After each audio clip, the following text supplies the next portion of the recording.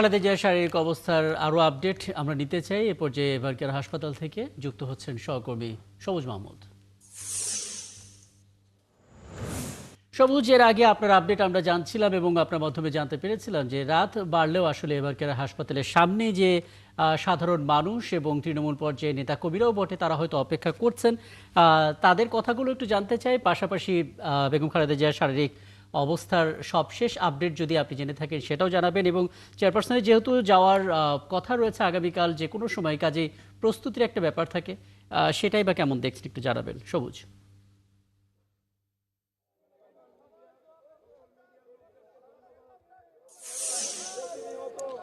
রাকিব, এই মুহূর্তে আপনাকে যদি আমি এভারকেয়ার হাসপাতালের সামনের চিত্রটি দেখাই, এখানে কিন্তু লোকজনের যে ভিড় সেটি এখনও কমেনি। গভীর রাত হলো, এখানে কিন্তু লোকজন ভিড় করছেন এবং সেখানে এসে সবাই বিএনপি চেয়ারপারসন এবং সাবেক প্রধানমন্ত্রী বেগম খালেদা জিয়ার জন্য দোয়া প্রার্থনা করছেন এবং কান্নাকাটি করছেন, আল্লাহর কাছে দোয়া করছেন যেন তিনি সুস্থ হয়ে বাংলাদেশের নেতৃত্বে আবার আসেন। এবং তিনি এখানে কিন্তু এই একটি কান্নাময় পরিবেশ সৃষ্টি হয়েছে।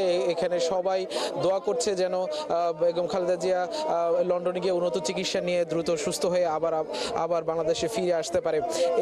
এভারকেয়ার হাসপাতালের এই রাতের দৃশ্যটা আসলে সবসময় এমন থাকে না। এই বেগম খালেদা জিয়া আজকে যেহেতু এখানে এভারকেয়ার হাসপাতালে আজকে 12তম দিন এখানে চিকিৎসা নিচ্ছেন এবং প্রতিদিনের চিত্রই কিন্তু এখানে একই রকম। এখানে মানুষজন তাকে তার খোঁজ খবর নেওয়ার জন্য, তার স্বাস্থ্যের খোঁজ খবর নেওয়ার জন্য নেতা কর্মীরা বিভিন্ন দেশের বিভিন্ন প্রান্ত থেকে এখানে এসে জড়ো হচ্ছেন এবং তার স্বাস্থ্যের খোঁজ খবরটা খুব কাছ থেকে নেওয়ার জন্য তারা এখানে এসে অপেক্ষা করছেন, দিনরাত এখানেই অবস্থান করছেন। রাকিব, আপনাকে আরো জানিয়ে রাখি, আজকে কিন্তু বেগম খালেদা জিয়াকে লন্ডনে নিয়ে যাওয়ার জন্য কাতারের আমিরের পাঠানো যে এয়ার অ্যাম্বুলেন্সটি, সেই অ্যাম্বুলেন্সটি আজকে রাতে আসার কথা ছিল, কিন্তু যান্ত্রিক ত্রুটির কারণে সেটি আসতে বিলম্ব হবে এমনটাই জানিয়েছে বিএনপির মিডিয়া উইং। তো এখনো পর্যন্ত এয়ার অ্যাম্বুলেন্স কোন পর্যায়ে আছে, কখন এসে পৌঁছবে, এই ধরনের কোনো সুনির্দিষ্ট তথ্য আমাদের কাছে এখনো নেই। তবে ধারণা করা হচ্ছে যে আজকে রাতের মধ্যেই এয়ার অ্যাম্বুলেন্সটি আসবে। তবে এয়ার অ্যাম্বুলেন্সটি যদি যান্ত্রিক ত্রুটির কারণে না আসতে পারে তাহলে বিকল্প ব্যবস্থাও নেয়ার কথা শোনা যাচ্ছে, যে বিকল্প ব্যবস্থা সেই কাতার থেকেই নেওয়া হবে বলে বিএনপির দলীয় সূত্রে আমাদের কাছে জানিয়েছে।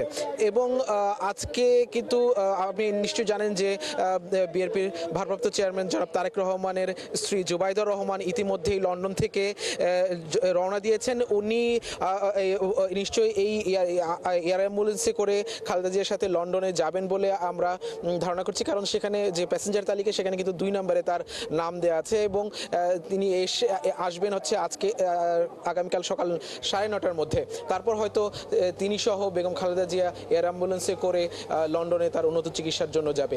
এই হচ্ছে এখানকার সবশেষ অবস্থা। রাকিব, অনেক ধন্যবাদ সবুজ। এরপরে যখন আপনার কাছে আসবো তখন আসলে যারা বাইরে দাঁড়িয়ে আছেন, যারা প্রার্থনা করছেন, তাদের কথাগুলো ধাপে ধাপে জানার চেষ্টা করব। ধন্যবাদ যুক্ত হওয়ার জন্য। এবং